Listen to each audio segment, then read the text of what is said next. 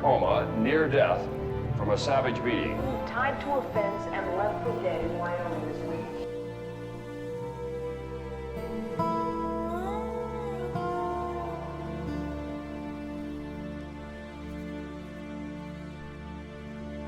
On November 14, 1998, members of the Tectonic Theater Project traveled to Laramie, Wyoming and interviewed the people of the town.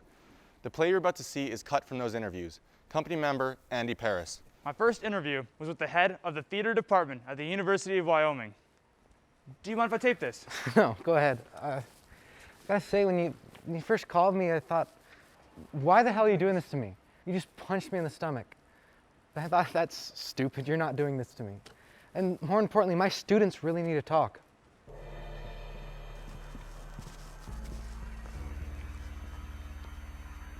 As for the whole gay issue, I don't give a damn one way or the other, as long as they don't bother me. And even if they did, I just say no. No thanks. And that's the attitude of most of the Laramie population. They might poke one in a bar situation, you know, if they had been drinking, smack them in the mouth, but then they just leave them be. Laramie is live and let live. It's preached in schools that being gay is okay, but it's just not a lifestyle that I agree with. I really hope that when Matthew Shepard, as he laid there by the fence, right before he slipped into a coma, had a moment to reflect on his lifestyle. And if you don't like my views on it, fine. The door goes both ways. A hate crime is a hate crime. If you murder somebody, you hate them. When I think of Matthew, all I think about is his bright, beaming smile. He'd walk into a room and just make everyone feel great. I got a call at about 10 after 7 on October 2nd. Doc O'Connor, limousine driver. What was he like? Matt was a blunt little shit, you know what I'm saying? About 5'2", soaking wet, I bet you 97 pounds tops. I say to him, "Are you Matthew Shepard?" He says, "Yeah, I'm Matthew Shepard, and I want you to know that I am gay, and I am headed to a gay bar. Do you have any problem with that?" I said, "No." "How you paying?" "Let me tell you something. There's more gay people in Wyoming than meets the eye. They're not the queens, the typical run-around faggot type people. They're the type that'll jump on a horse, throw a bale of hay, brand them, and kick ass. You know what I'm saying? As I always say, you don't fuck with the Wyoming queer, because they'll fucking kick you in your ass."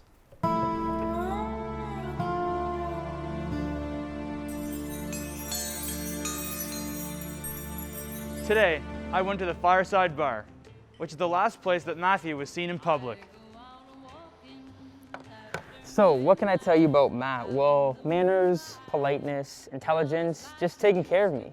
As in tips. He comes in, stands right where you are now actually. Clean cut, always dressed nice. Orders a drink for himself, and he just kept to himself. Didn't really bother anyone around him. I think it was maybe 10:15, and that's when Aaron McKinney and Russell Henderson come in. They come in, order a pitcher, and pay for the thing entirely in dimes and quarters, which, let me tell you, is a freaking nightmare for a bartender. They take the pitcher back into the pool area, and they just kept to themselves. Didn't really bother anyone. But then I saw Aaron and Russ were talking with Matthew Shepard. He said that he made a pass at them or something like that. I absolutely refute that statement, 100%. He wasn't approaching anybody else in the bar that night, so why them? They claim that he's some flaming gay and he's gonna come on to people like that. I mean, he didn't come on to me, like, hello.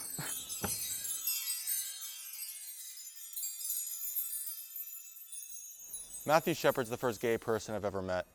It's kind of unbelievable to me that I'm the guy that found him, you know, because I've been raised my entire life believing that being gay is wrong. I was going up for a bike ride up past Cactus Canyon. I'm not super familiar with the area, so I got a little lost, but I noticed something weird laying there by the fence. I thought it was a dummy, you know, Halloween was coming up. Thought it was just some dumb Halloween gag, but I even saw his chest moving up and down. I still thought it was a dummy. I thought it was some mechanism or something. Then I saw his hair. When I saw his hair, I knew it was a human being. So I got up and I ran to the nearest house and I called the police. I responded to the call. When I got to the scene, I saw what appeared to be a young man, 14, 15, because he's so tiny just laying there. And he was tied to the bottom of a pole and his head was all covered in blood. The only place there wasn't any blood was where it seemed to be a where he'd been crying down his face. So I just put a collar around him and scooted him from underneath the fence and carried him to Iverson Hospital's emergency room. I was working at the hospital the night Matthew Shepard was brought in. And you know, you'd expect to see these types of injuries from somebody crashing down a hill in a car at 80 miles an hour. You expect to see these types of injuries from something like that. What you don't expect to see is these types of injuries from someone doing this to another person. The brutal attack left Matthew Shepard in a coma.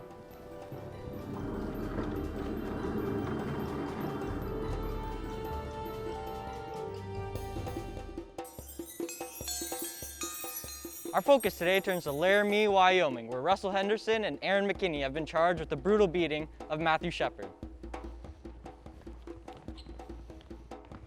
As this young gay student lies hospitalized in critical condition, this small city, often referred to as the Gem City of the Plains, wrestles with its attitudes towards gay men. Now, wait a goddamn minute. We had these boys in jail in less than a day. I think that's pretty damn good. Now, I think the gays took advantage of this. They said this would be a good thing for us to exploit. Now, had this been a heterosexual, this never would have made the national news.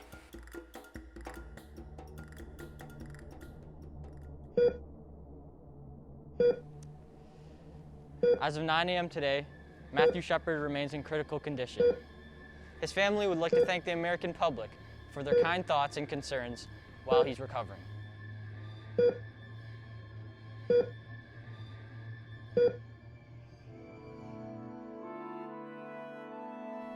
Candlelight vigils were held across the country last night.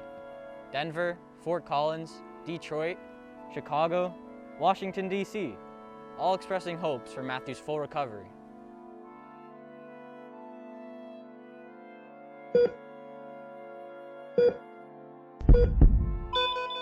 At 12:53 a.m., Matthew Shepard died.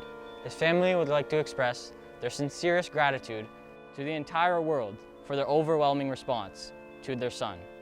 His mother says, "Don't let a day go by without telling your kids that you love them."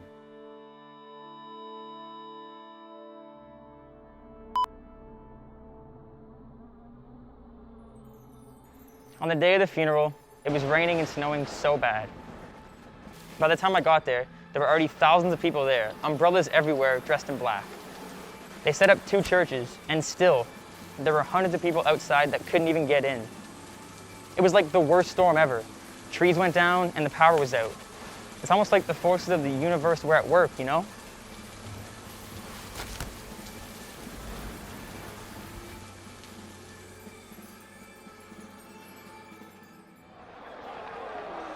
At the murder trial, Reverend Phelps was outside the courthouse. No peace unto the wicked. But so was Roman Patterson. Thou shalt not lie down with mankind as with womankind. It's an abomination. And Matthew Shepard lived his life every day breaking those very commandments. And he is in hell along with the other killers. Is being a fag okay?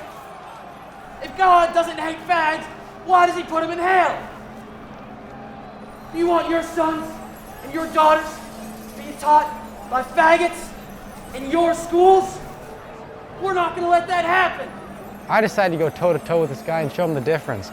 When I think about the state of this country right now when it comes to hatred, there's got to be a better way to deal with this type of bigotry. So, we put together an angel costume with big-ass wings. What we're going to do is we're going to encircle Phelps and block him. We're calling it Angel Action. We wouldn't be here if this was just another murder the state had to deal with. The state deals with hundreds of murders every single day. But this one's different. Because the fags are bringing us out here, turning Matthew Shepard into the poster boy for the gay lifestyle. No peace unto the wicked. No peace unto the wicked.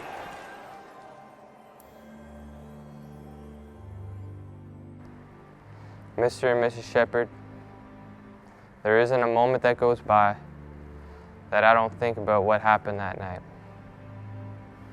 I know what I did was wrong, and I hope that one day you'll be able to find it in your hearts to forgive me.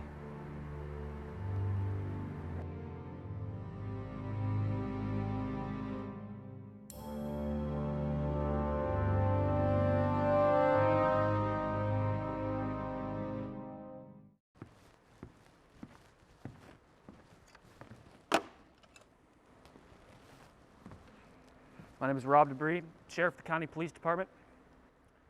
So you and Russ, you're at the fireside by yourselves, right? Yep. Okay. What'd you do after you leave the fireside?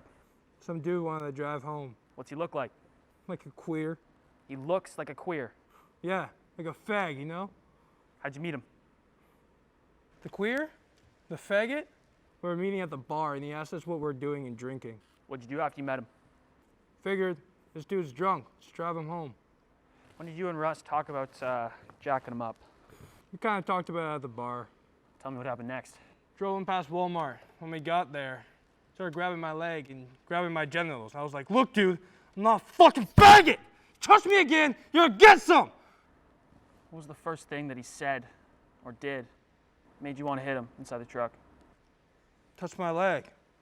It's going down like he was trying to grab my balls. What'd you hit him with? My fist, a pistol, butt of the gun. Did he ask you to stop? Of course, he's getting the shit knocked out of him. What'd he say? Yelling stop, and most all he was doing was screaming. Matthew conscious when you and Russ left him at the fence? Yeah, told him to turn around because I didn't want him to see my license plate. When I asked him what he said, he read it. That's when I hit him a couple more times. So what are they gonna give me? 25 to lie for, the death penalty, and just get it over with. Well, that's not my job. It's up to the judge and the jury.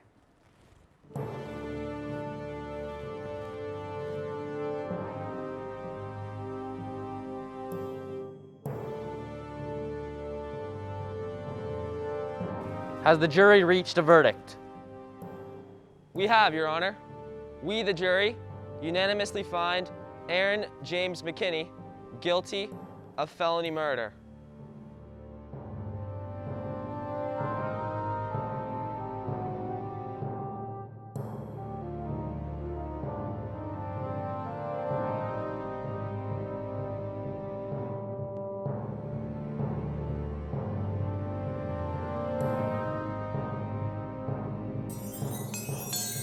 My son Matthew did not look like a winner. He was rather uncoordinated and wore braces from the age of 13 till the day he died. However, in his all too brief life, he proved he was a winner. On October 12, 1998, my firstborn son and my hero died, only 50 days before his 22nd birthday. Matt's beating, hospitalization, and funeral focused worldwide attention on hate.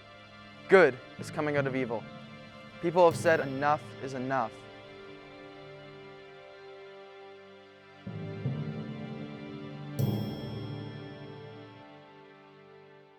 Looking back, having known Matthew, I'm not sure what kind of story to want told about this. Change is an easy thing, and I don't think people are up to it. Those boys got what they deserved, and we look pretty good now. It's been almost a year since Matthew Shepard died, and nobody's passed shit anywhere. No anti-hate laws or anti-discrimination legislation. Nobody's passed anything anywhere. What's to come out of this? We all said we'd meet at the fence one last time. Have you ever been up to the fence? I drove up to that site one day in my limousine. It made me think to myself and remember that night I drove around with Matthew. And he said something to me. Laramie sparkles, doesn't it? And if you sit right there in that very spot, it does. Laramie sparkles. And Matt was in that spot right up there. And I can see through his eyes what he saw last on this earth. And that was the sparkling lights of Laramie, Wyoming.